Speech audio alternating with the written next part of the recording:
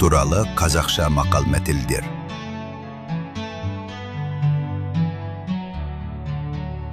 Жаман иттің атын бөрі басар қояды. Ит ішіне сарымай жақпайды. Қабаған ит қайыр байлайды. Жақсы ит иесінің көз құлағы. Бұралқы ит үріп жағады. Итті тепкен ырысты тебеді. Итті күшігім десең, аузыңды жалайды. Ит үреді, керуен жүреді. Ит құтырса, иесін қабады.